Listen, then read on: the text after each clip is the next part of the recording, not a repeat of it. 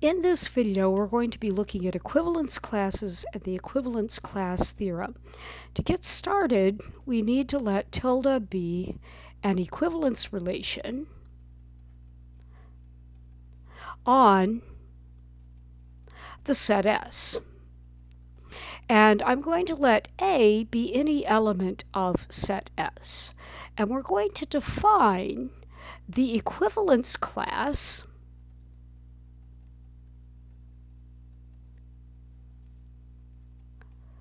containing A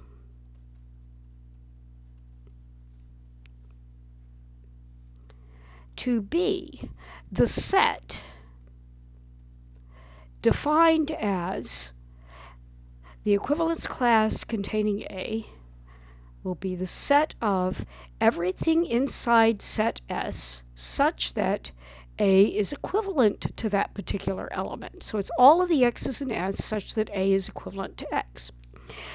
There are some things that I want to note about this notation. If I just write down an A without those square brackets around it, that is an element of the set S. But if we put square brackets around it, the square bracket notation is a subset of S. Now, it's also important to remember that under any equivalence relation, A is always equivalent to itself, and so A will always be an element of the equivalence class containing A. Now, I want to actually state the equivalence class theorem, and then we're going to talk about how to prove it. So this is what the equivalence class theorem says. So the equivalence class theorem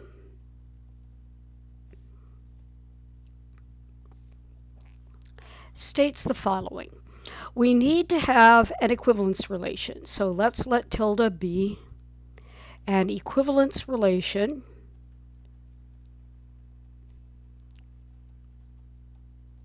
on set S. And we're going to let A and B be two elements of S. Then it turns out that the equivalence class of A and the equivalence class of B are disjoint, or the equivalence class of A and the equivalence class of B are exactly the same set. And it's important to realize that what this equivalence class theorem is actually saying is, so the ECT says two equivalence classes are either disjoint and have nothing in common, or they are exactly the same set. Now, in order to prove the equivalence class theorem, I want to look at its logical structure. And the logical structure of this theorem is that everything in those red square brackets is the hypothesis. We have to have an equivalence relation, and we happen to have picked two elements inside the set S. But we get two conclusions. One conclusion is that the two equivalence classes are disjoint. The other conclusion is that the two equivalence classes actually are the same set. And these two equivalence classes are connected by the logical operator OR, and the logical operator OR is often written as a V. It's just going back to your symbolic logic. So the structure of the equivalence class theorem is this kind of a logical structure. We have a hypothesis that implies C1 or C2.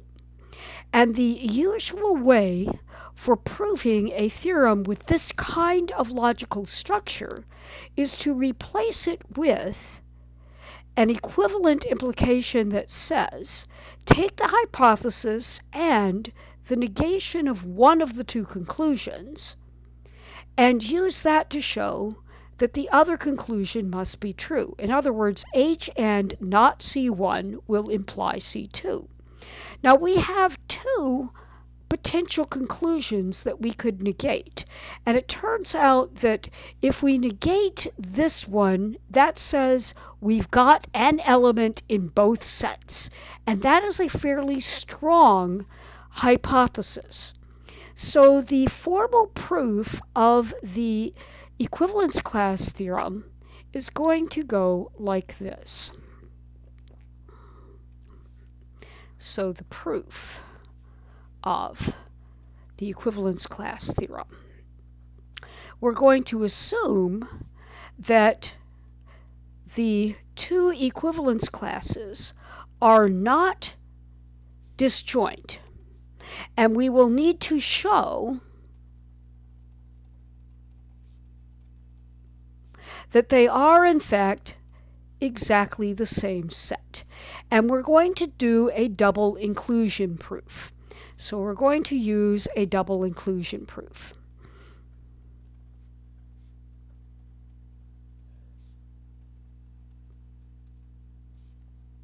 And a double inclusion proof basically means that we will show the first equivalence class is a subset of the second one, and then we will show that the second equivalence class is a subset of the first one. And once both of those two things are done, we will be able to conclude that the two sets are indeed exactly the same set. Now, this is the one extra hypothesis that we have beyond the fact that tilde is an equivalence relation. So I'm going to pick up on that. So again, we're going to assume that the two equivalence classes are not disjoint. So what that means is that there exists somebody inside my set S such that this element belongs to both the equivalence class containing A and this element belongs to the equivalence class containing B. So what does that mean? That tells me that A is related to C and B is related to C. Now, the fact that tilde is an equivalence class also says that I know that C is related to A and I know that C is related to B. So I know these four facts. These four facts are known.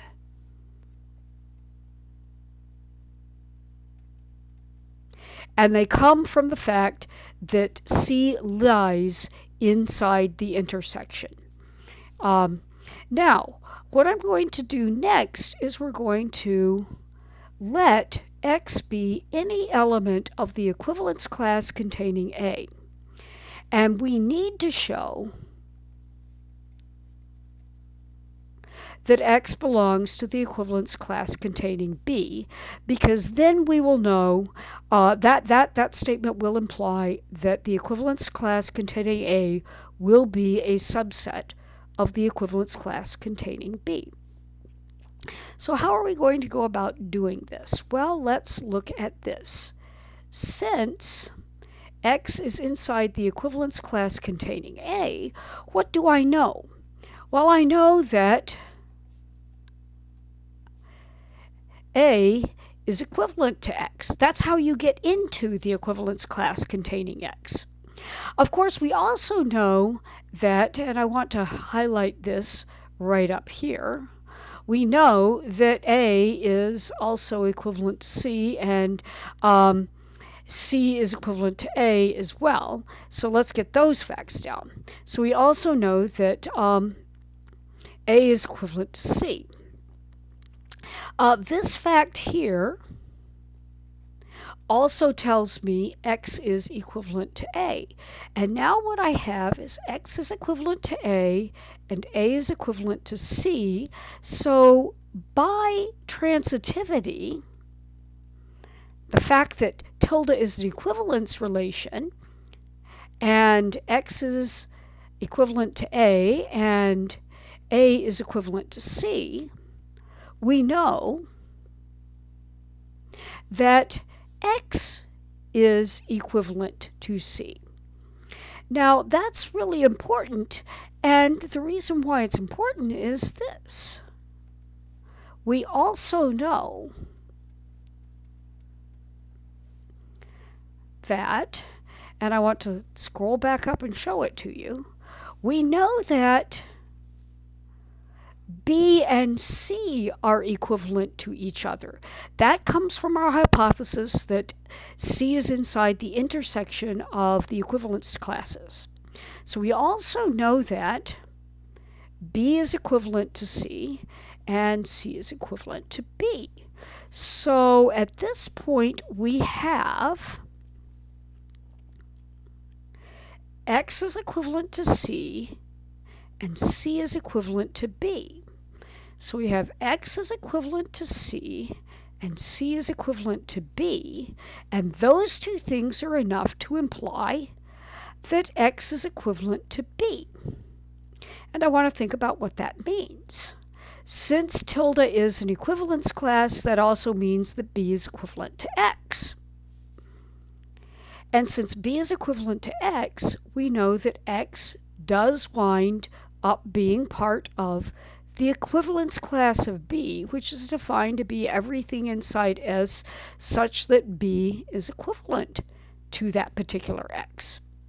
So what this means is that if X is inside the equivalence class containing A, then X is indeed inside the equivalence class containing B.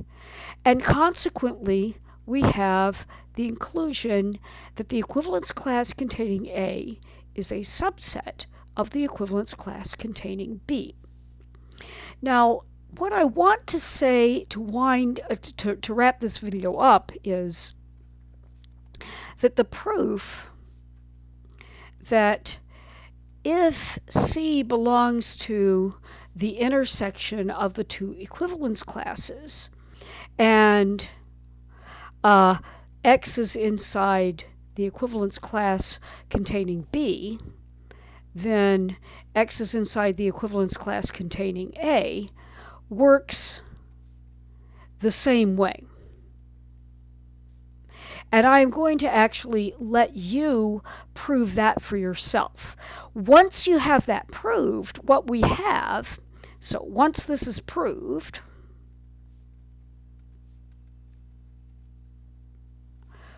we have the equivalence class containing A is a subset of the equivalence class containing B, and you will be showing that the equivalence class containing B is a subset of the equivalence class containing A. And once you have both of those done, we wind up getting the necessary result, and that then completes the proof of this major important theorem.